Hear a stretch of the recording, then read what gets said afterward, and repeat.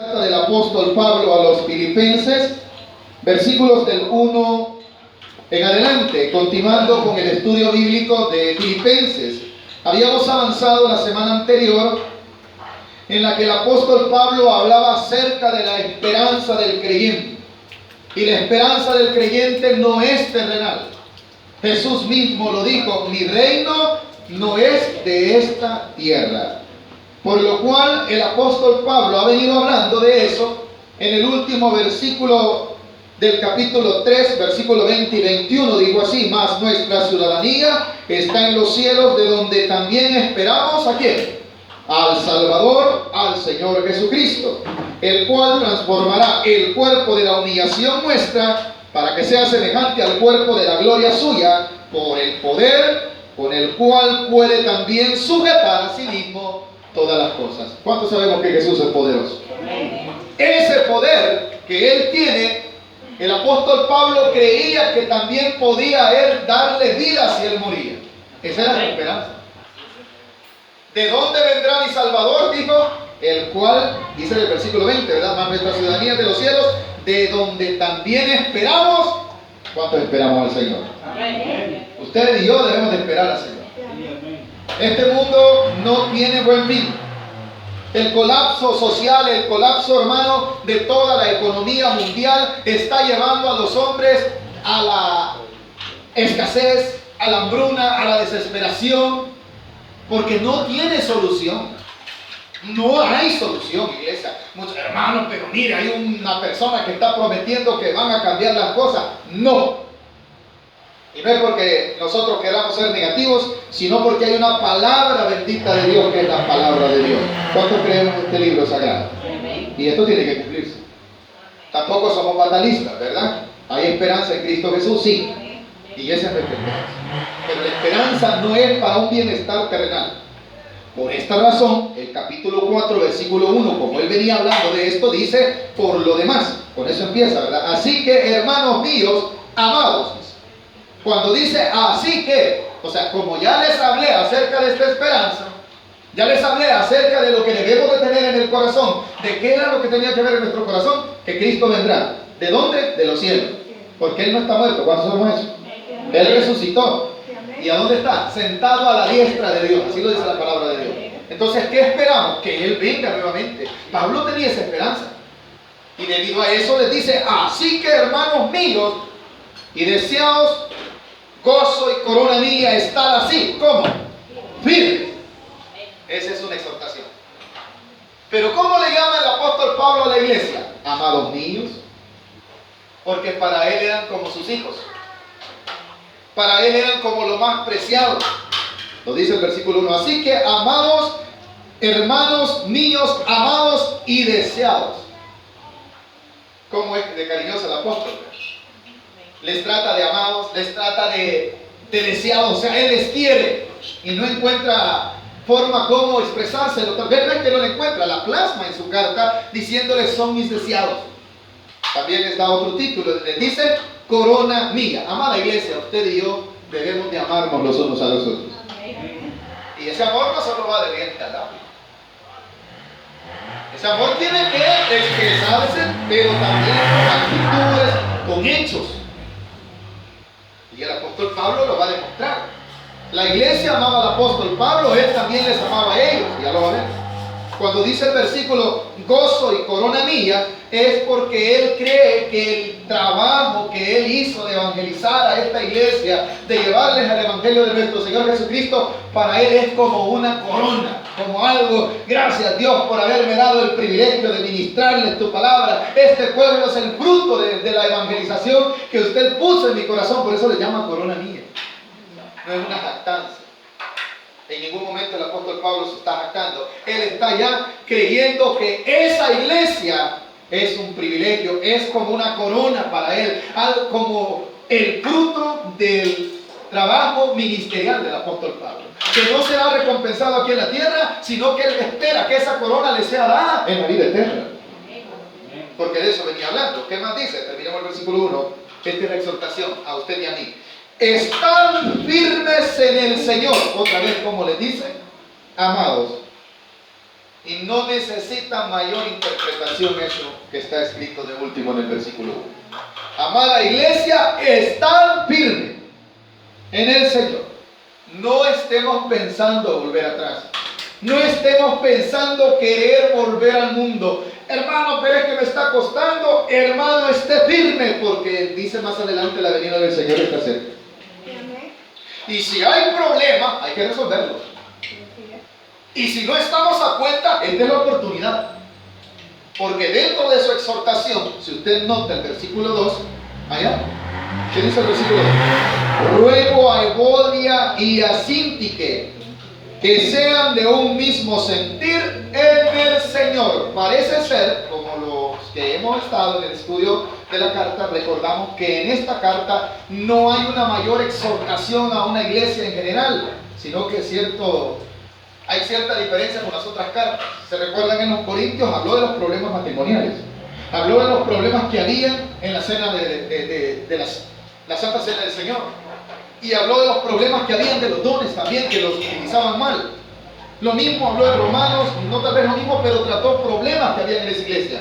Mas en los Filipenses no hemos visto nada de eso. Si ustedes se fijan de eso, hay más exaltación, hay más halago hacia la iglesia. Parece ser que esta iglesia estaba un poquito más adecuada a la palabra de Dios, pero siempre había pequeñitos problemas que el apóstol Pablo no nos quería dejar pasar por alto. Y uno de ellos era que la palabra que aparece ahí en el versículo 2, Evodia y Síntique, son nombres personales. Eran dos hermanas que se cree que por lo que dice el versículo, no porque yo me lo estoy inventando, había diferencia en ellas. No diferencia de fe, sino que algún tipo no sé cómo llamarlo, quizás pequeñas diferencias que se notaban en la iglesia, de las cuales no deben de haber.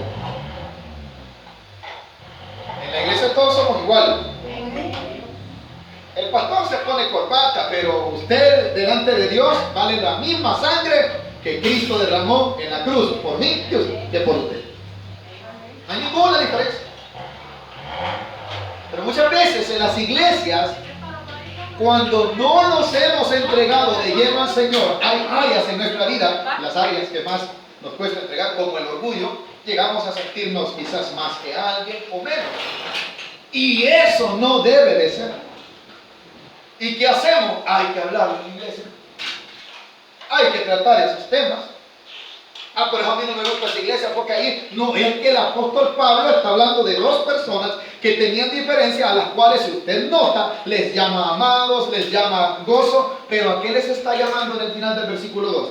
No van a pensar que yo me lo estoy inventando. El versículo 2 te dice: ruego a Evodia y a Síntique, que les dice, ¿por qué les dice que sean de un mismo sentir? Porque el apóstol Pablo sabía que había.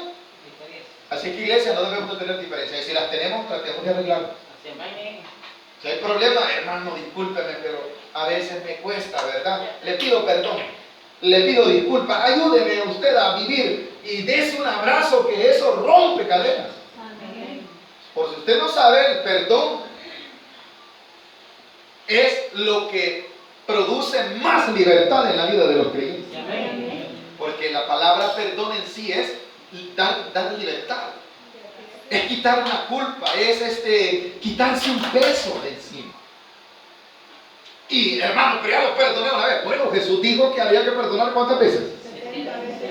Y no es que las vaya a contar a usted, tanto por tanto me da tanto. No, es porque, hermano, no existe un número que diga hasta aquí que Dios te perdona, no. Perdona, iglesia, porque el apóstol está hablando de dos hermanitas que así mismo en el tercer versículo va a dar referencia que eran siervas del Señor, pero no estaban correctos en esa forma de tener esa pequeña diferencia.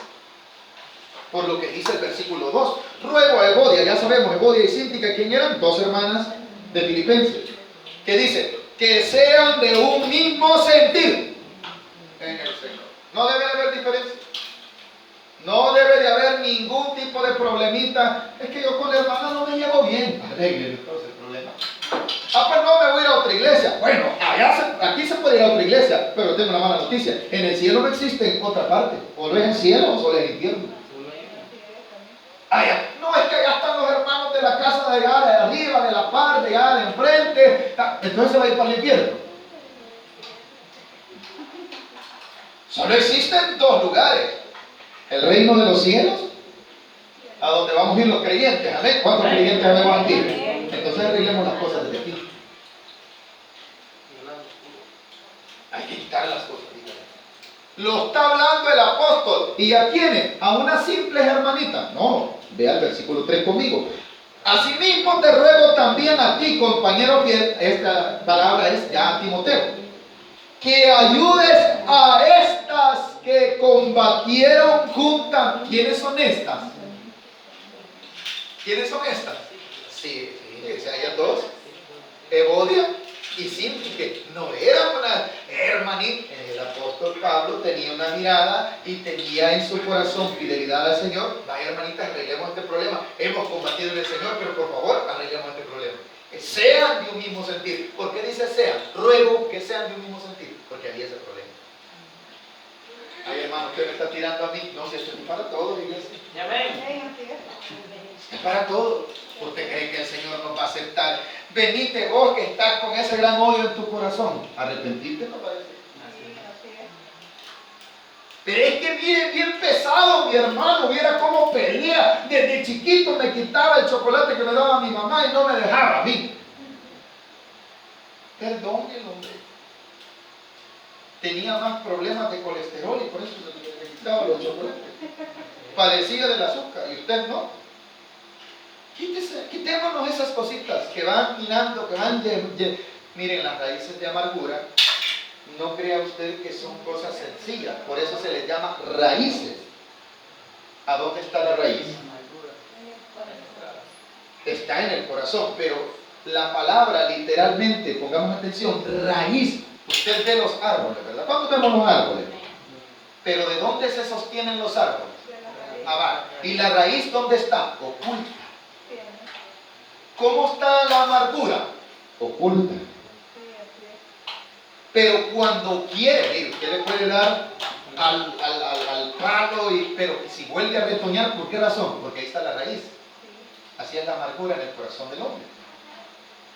Eso que está dentro de nuestro corazón no lo expresamos siempre, pero como ahí está, cuando viene a brotar, hermano, sale.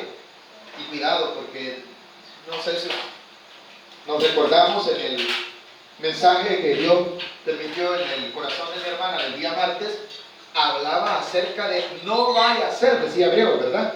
Que hay en nosotros una raíz. ¿Se recuerdan de eso? Una raíz. ¿Por qué está hablando de raíz? Porque esa raíz va a dar resultado, va a venir a ¿qué? A que nazca algo. Y eso no nos va a gustar. Eso nos puede hacer tropezar. Para que no existiese eso, el apóstol Pablo, hermanitas, Evodia. Gracias a Dios nadie se llama Evodia, no van a decir que, bueno, ni lo está diciendo, ¿verdad?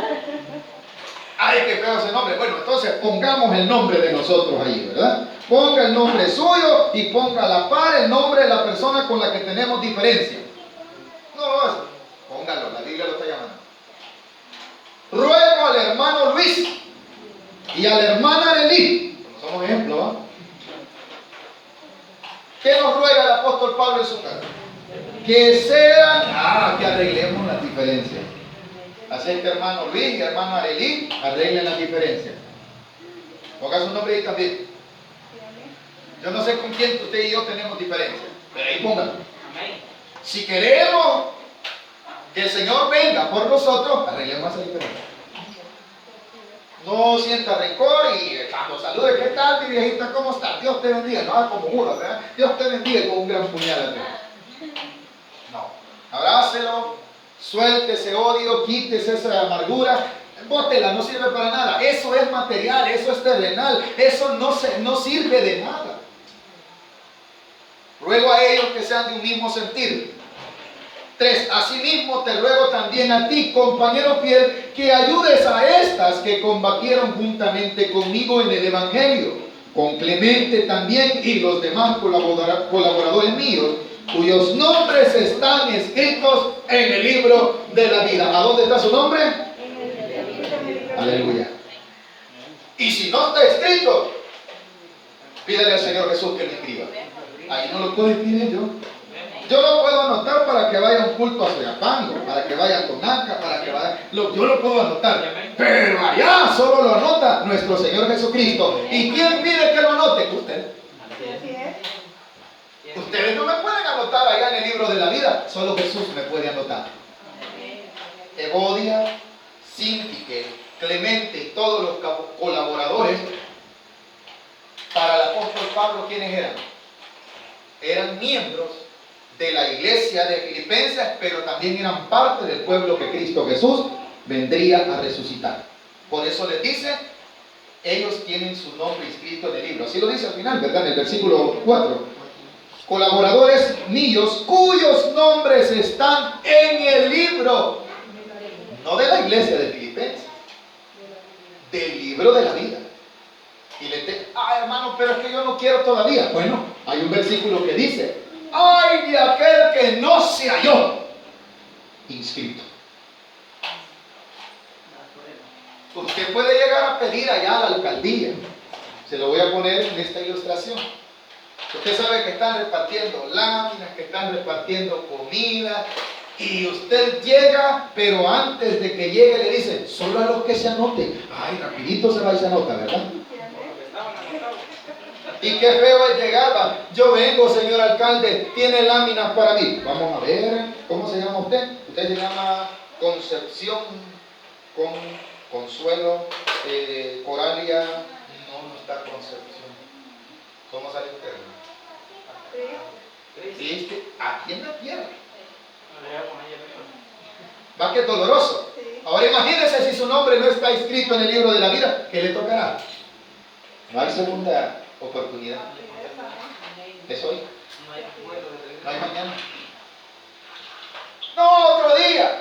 Hermano, es necesario que usted tenga seguridad de que su nombre está inscrito en el libro de la vida. Nos dimos cuenta del problema de la tragedia que se nos dio en el país con eso del gas, ¿verdad? Ninguna de estas personas estaban pensando morir, ni los que murieron hoy, ni nosotros si morimos más tarde, ninguno de nosotros. ¿Quién de nosotros está pensando en morirse? Levanta la mano. Hay que ser honesto, iglesia. Hermano, ¿y qué nos está predicando el rey? Sí, pero no estamos pensando en morir. Algunos de aquí están pensando en ir a cenar frijoles. No están pensando en morirse. Otros hasta le dejaron medio adobado el pollo. ¿O no, iglesia? ¿Quién está pensando en morirse? Pero es importante saber que aunque no estemos pensando, pero si tenemos seguridad de que nuestro nombre ¿dónde está escrito? Gloria a Dios si nos morimos antes de comernos las pupusitas. Gloria a Dios, hermano. Se murió del culto, venía el pastor de predicar y se murió. Sí, pero su nombre está escrito. Qué garantía, ¿verdad? Nadie le va a quitar lo que Dios tiene preparado para usted. Pero si su nombre está escrito.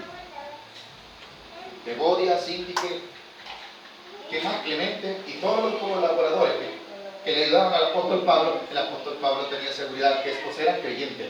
Y si había diferencias, les decían, arréglenlas.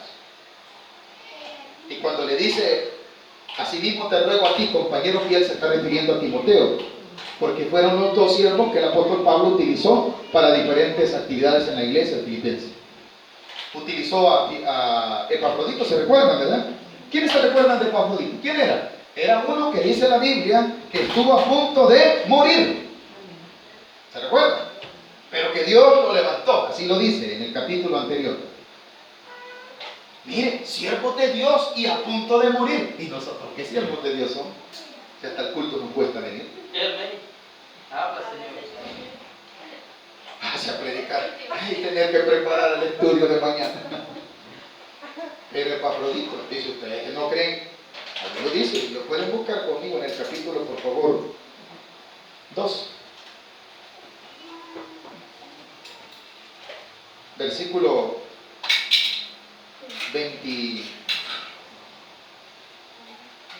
25. Solo es para que veamos quiénes eran los siervos de Dios. Anteriormente han pasado pruebas, hermano, han sido enfermos. Ahí mismo en el capítulo 2 de Filipenses, atrás. Filipenses, en la misma carta donde estamos, deja atrás en el capítulo 2, versículo 25. Se lo voy a leer de recorrido. Dice así: Mas tuve por necesario enviaros a Epafrodito, mi hermano y colaborador y compañero de milicia, vuestro mensajero y ministrador de mis necesidades, porque él tenía gran deseo de veros a todos vosotros. Y gravemente, ¿qué dice iglesia? Se angustió porque habíais oído que había ¿qué? Enfermado. ¿Qué más dice el 27? Pues en verdad estuvo enfermo. Y como dice, a punto de morir. ¿Quién? ¿El simple hermano? No, era el colaborador. El hombre que Dios utilizó para que cuando el apóstol Pablo tenía alguna necesidad, llamaba a Epafrodito, él estaba ahí, estaba enfermo. Ese hombre dijo, yo tuve necesidad de mandarlo. ¿Por qué? Porque vea lo que dice el 27. Pues en verdad estuvo enfermo a punto de morir, pero Dios tuvo misericordia de él. ¿Cuántos sabemos que la misericordia de Dios existe? ¿Qué más dice? Y no solamente de él, sino también de mí, para que yo no tuviese tristeza sobre tristeza. Acuérdense que el apóstol Pablo estaba preso, entonces cuando le dijeron que Epafrodito estaba enfermo, se entristeció más. Pero para que él vio como que Dios le contestó a él. Para no tener doble tristeza, Dios sanó a Epafrodito y dice, gracias a Dios, ¿verdad? Que hay alguien que está sano. Vea lo que sigue. Así que le envío con mayor solicitud para que al verle de nuevo os gocéis y yo esté con menos tristeza. Recibirle pues en el Señor con todo gozo y tener estima a los que son como Él. Porque por la obra de Cristo, ¿qué dice el 30? ¿Cómo?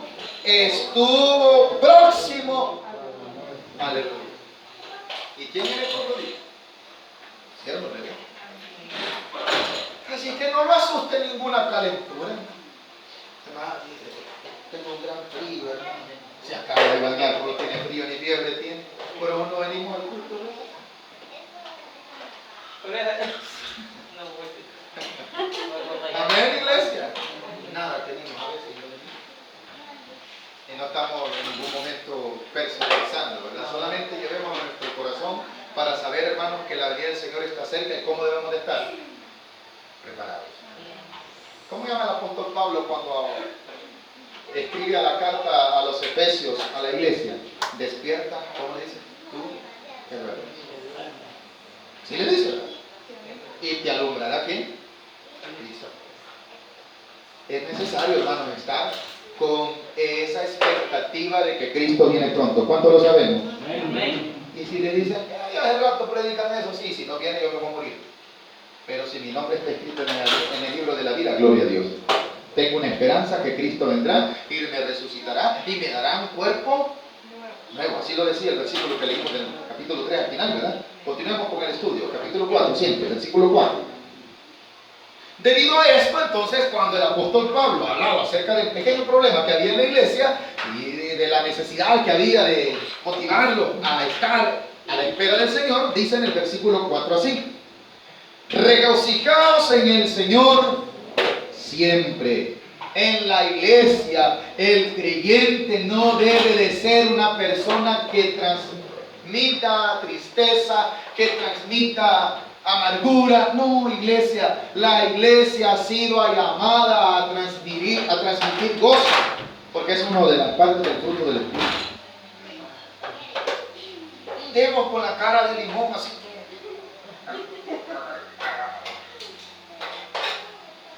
Parecemos como que no fuésemos cristianos.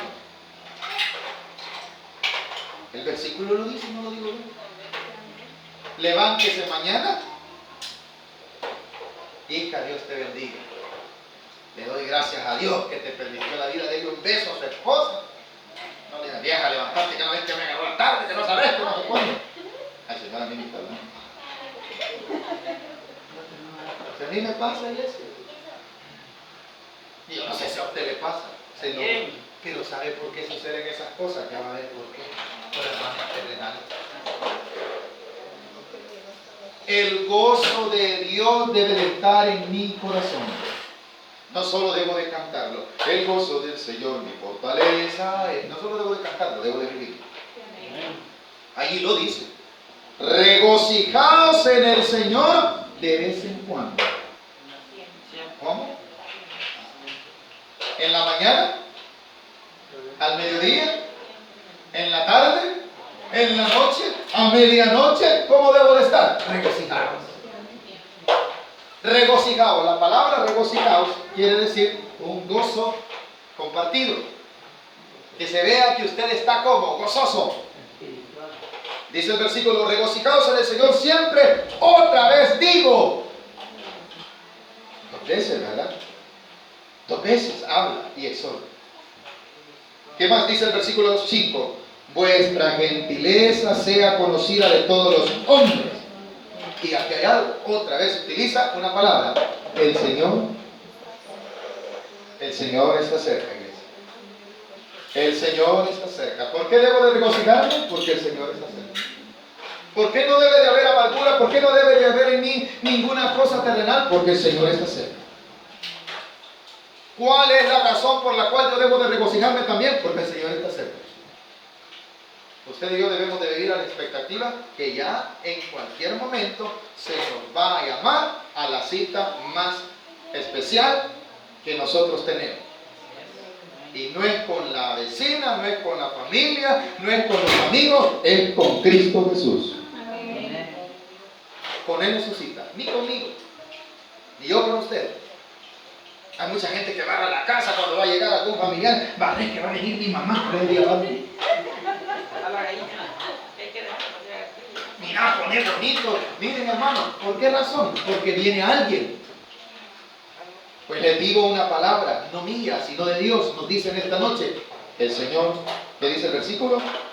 Está cerca. La palabra cerca es cerca. No dice, hermano, el Señor vendrá ni tan siquiera. Dice, está cerca. Está hablando de distancia. No está hablando de tiempo. Está hablando de distancia, es de cerca. Porque hay dos formas de medir cuando una persona se va a reunir con otra y dice, estoy a tantos minutos, le dicen, ¿verdad?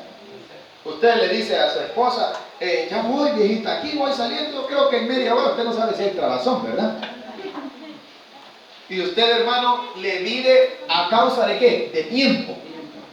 Pero también le puede decir, estoy cerca, o sea, puede ser en la esquina. Así el Señor nos dice esta noche. Él está cerca. Y la palabra cerca también aquí podemos tomarla en el sentido de que Él, ¿cuántos tenemos a Jesús dentro de nuestro corazón? Entonces está con nosotros. Pero está cerca ¿qué? Su venida también. Por esa razón, hermano, el apóstol Pablo está aconsejando a la iglesia de Filipenses ¿a qué? A que si hay problemas entre ellos los arreglen. A que también Timoteo tendría que darles esa fuerza de motivarlos a seguir adelante, porque fueron combatientes en el Evangelio. Pero también, hermano, les estaba hablando ¿a quiénes? A creyentes que tenían un buen testimonio en cuanto a que estaban seguros de que sus nombres estaban escritos en el libro de la vida. Esa es una seguridad que usted y yo debemos de tener. Tan importante es que usted le dé importancia a las cosas espirituales. Por lo que dicen los demás, versículo 5. Vuestra gentileza sea conocida de todos los hombres. Ahora, hay algo que quiero que Dios quiere enseñarnos esta tarde. Vuestra gentileza, la palabra gentileza es un estado de amabilidad que nosotros los creyentes debemos de tener permanente. Y no solamente de vez en cuando, sino que debe de ser una característica de nuestra vida. Vuestra gentileza sea conocida. Quiere decir que debe de haber en nosotros un buen testimonio. Está hablando de la gentileza, se conoce también como amabilidad. Dice el versículo entonces 5, vuestra gentileza sea conocida. ¿Por quién? ¿Por quién? O sea, que la gente del testimonio, ¿quiénes somos? Y no que, mira, pobrecito. Y dice que es pastor y a predicar va con toda la familia, mira. La gente no debe de conocer eso de mí. Lo que la gente debería de estar diciendo es, hermano, adorar al Señor. Ahí va el hermano Luis, era la que dirigirá. Ahí va el sinvergüenza. Lo pongo yo como ejemplo, porque cada quien que tome lo suyo, ¿verdad? Pero a usted y a mí, la Biblia nos ordena que nos conozcan por gentiles. Gentiles en el sentido no de ser paganos, sino porque tengamos una amabilidad, que demos una expresión de que nosotros somos verdaderamente cristianos. Que conozcan los hombres quiénes son. Que la gente lo vea. Ah, usted es una nueva criatura. Que la gente vea ese testimonio en nosotros. No, así ya no juego, hermano. Es que esto no es juguete. Esto es realidad. Que la gente conozca que usted ha sido cambiado por Dios. No me lo estoy inventando. No, el hermano adrede habló de mí. Allí dice el apóstol Pablo a los Filipenses en el capítulo 4, versículo 5: vuestra gentileza sea conocida por todos. ¿Por quiénes? La palabra todos los hombres, ¿sabe quiénes son? Todo el contorno. Familia, vecinos, compañeros de estudio, compañeros de trabajo, compañeros de la oficina. De todas partes deben de saber que usted y yo somos cristianos. Cuando usted va a un lugar, que esos hombres que van allí a ese lugar vean que usted es cristiano. Bendito sea Dios, ¿verdad? Eso debe de conocerlo el mundo de nosotros, que nosotros hemos sido cambiados por Dios. Y la razón es la que poníamos de la que estábamos hablando, porque el Señor está cerca. Por esa razón la gente nos debe de conocer como cristianos. Que la gente no se avergüenza, hermanos, de venir a una iglesia, de estudiar la palabra de Dios, de aceptar a Cristo. No, iglesia, Pablo dice en la carta de los romanos también, porque no me avergüenzo del evangelio, porque el evangelio era para él poder de Dios. Esto es una gran bendición. Ese es un privilegio, conocer al Señor Jesucristo. Versículo 6. Y a causa de que muchas veces nosotros nos van mal en la vida, por lo que dice el 6, por nada estéis afanosos. ¿Qué es lo que me quita el gozo? El afán. ¿Qué es lo que nos quita el fruto del Espíritu muchas veces? El afán. ¿Qué es lo que no nos hace estar a la perspectiva de que Cristo viene pronto? El afán. El consejo y la exhortación del apóstol Pablo es: no estemos afanosos. ¿Por qué razón? Continúa en el 6. Por nada estéis afanosos, sino, otra vez, sean conocidas vuestras peticiones delante de Dios en toda oración y ruego con acción. No con dicho, sino con acción. Porque muchos queremos confundir acción de gracias, ir a dar una acción de gracias. No, la acción de gracia es que mi actitud, mi forma de ser, esa es la acción. Lo que yo estoy haciendo está dando que la gracia de Dios esté en mí. Pero si yo estoy bayunqueando, hermano, y tirando piedras, hablando malas palabras, la acción que estoy haciendo, ¿cuál es? No es la gracia de Dios. La acción mía está demostrando que todavía no ha habido un cambio en mi vida. Hermano, yo quizás mejor ya no voy a seguir el evangelio porque esto es muy feo, muy duro. ¿Y qué le queda? ¿Y qué nos quiere? El Señor está pronto. No creas que por eso, ay, te vas a ir, hijito, ya no vas a congregarte. Dios sigue siendo Dios. Ya no va a predicar. Dios sigue siendo Dios. A otro va a traer el Señor, a otro va a usar el Señor, pero el reino de Dios va a caminar.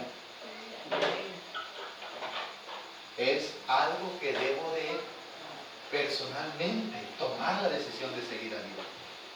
Aquí no se trata, hermano, yo quizás mejor no me voy a congregar porque mucho me cuesta cumplir. No se trata de cumplir. Si usted y yo rendimos la vida a nuestro Dios, Dios mismo nos va a ir moldeando. Dios mismo. ¿Qué cree usted que está haciendo el Señor por medio de la palabra? Limpiando, ¿no? Ahí esto no me gusta de ti. Esas malas palabras que se te salen, esas no son de cristianos, hijos. Es Dios.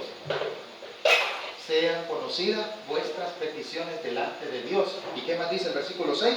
Por nada estéis afanosos, si no sean conocidas vuestras peticiones delante de Dios en toda oración y ruego con acción de gracia. Y entonces, ¿qué pasará? Y la paz de Dios, que sobrepasa todo entendimiento, guardará vuestros corazones y vuestros pensamientos en Cristo Jesús. ¿Cuándo Dios va a traer paz a mi vida? ¿Cuándo Dios va a guardar mi corazón, hermano? Cuando yo no esté afanado, cuando yo esté ocupado en las cosas del Señor, Cuando yo esté pensando en vivir lo que Dios quiere que viva, entonces es que voy a ser guardado por Dios. La paz de Dios estará en mi vida. Entonces me podré regocijar. Porque me entregaron todo al Señor, porque mis súplicas están delante de Él. Cuando yo entienda que mi vida está delante de Dios desnuda, entonces me voy a depositar en Él y la paz de Dios guardará. ¿Qué dice? Y la paz de Dios que sobrepasa todo entendimiento guardará vuestros corazones y no solamente vuestros corazones. Así que gloria a Dios que Dios también está pendiente de nuestros pensamientos. Cuando nosotros nos dedicamos a Dios, Dios está pendiente. Hijo, ¿qué estás pensando? ¿A cuánto el Señor nos ha dicho así? Es porque el Señor está guardando sus pensamientos. ¿Qué me está queriendo decir? Quita eso de tu mente, eso no te sirve. Cuando mi corazón está, la palabra, hay que saber que cuando habla del corazón está hablando de muchas veces de emociones y de sentimientos. Cuando habla de pensamientos son lo que hay en nuestra cabeza, ¿verdad? Cuando las emociones y los sentimientos van en contra de Dios, pero si usted está dedicado al Señor, el Señor lo guarda. Y le dice, eso que estás sintiendo no es de mi agrado, ese es el Señor el que está haciendo la obra. Así mismo hace con los pensamientos. Se nos cruzan cosas incorrectas, pero si Dios está en nuestros corazones, rapidito. Y usted se avergüenza de lo que acaba de pensar. ¿Cuánto nos avergonzamos de muchas cosas que son incorrectas? No quisiéramos que nadie las conociera. Para que eso suceda, es necesario rendirse al Señor. ¿Y cómo va a suceder eso? Hay que pensar otras cosas, hay que sentir otras cosas, que de eso va a hablar en el próximo estudio. Si usted no quiere pensar locura, bueno, ahí dice el versículo 8 lo que hay que pensar. Leámoslo de corrido. Por lo demás, hermanos, todo lo que es verdadero, todo lo que es honesto, todo lo justo, todo lo bueno, todo lo amable, todo lo que es de buen nombre, si hay virtud alguna y si algo digno de alabanza, en esto pensad. Hermano, viera que yo tengo pensamiento sucio. Bueno, piense lo bueno entonces, para que ya no tengamos pensamiento sucio. Hermano, viera que yo siento cosas en mi corazón incorrectas. Entonces piense la justicia de Dios y sus sentimientos van a ser cambiados. ¿A cuánto Dios nos está enseñando mucho esta noche? Es necesario tratar esos temas de la venida del Señor. Es necesario tratar el testimonio porque es la única forma como nosotros vamos a demostrar ante los hombres que hemos nacido de nuevo. ¿Vamos a aprender algo esta noche? Amén. La gloria sea para nuestro Dios. Yo sé que el tiempo no nos alcanzó para estudiar los demás versículos. La próxima semana continuamos del versículo 8 en adelante, ¿verdad? Es necesario, hermano, que Dios haga obra en nosotros. Las razones son de peso. Cristo viene pronto. ¿Qué más? Debemos de estar preocupados porque nuestro nombre esté escrito en el libro de la vida. ¿Y qué más? Porque es necesario dar testimonio de que Cristo mora en nuestros corazones. ¿Hemos aprendido algo esta noche? Dejémoslo hasta aquí.